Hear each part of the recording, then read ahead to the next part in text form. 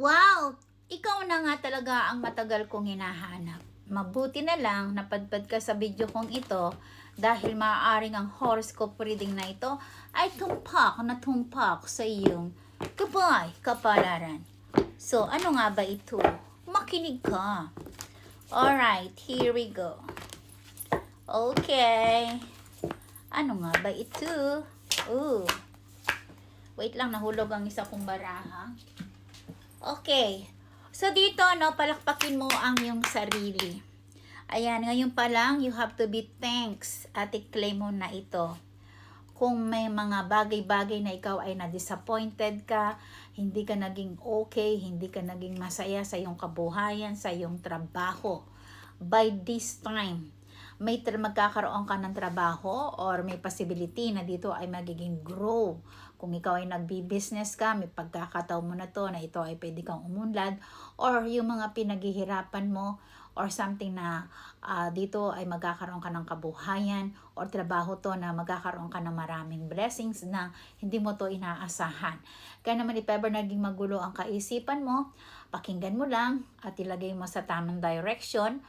Kung whatever you're calling, kung mayroong mga na-underestimate sa'yo, kung ikaw ay nanlalamig ka, nawawalan ka ng pag-asa, nawawalan ka ng gana, bumangon ka pa rin. You have to be forcing yourself na ikaw ay magiging matagumpay ka, that you have to be challenge yourself.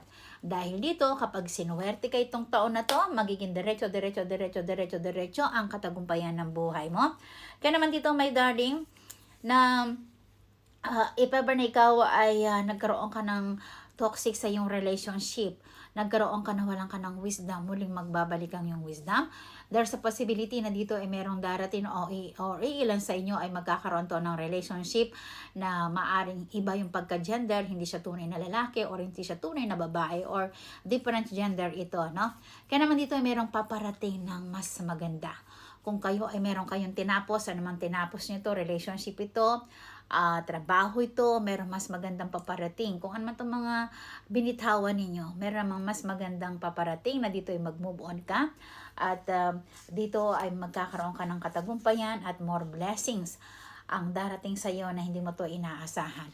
Kaso nga lang, you are always overthinking. Iwas-iwasan mo yung masyado kang overthinking, advanced thinking, at lagi na lang ikaw yung umuunawa ng umuunawa. Kung kaya mo pa rin unawain at yung pangunawa mo ay makakatulong sa iyo, gawin mo daw. Okay, alam mo na mga nagbabagang balita ng inyong gabay horoscope reading. Muli si Lady Diyosa ng kagandahan ng nag-uulat. Thank you sa panonood. Hanggang sa muli. Goodbye!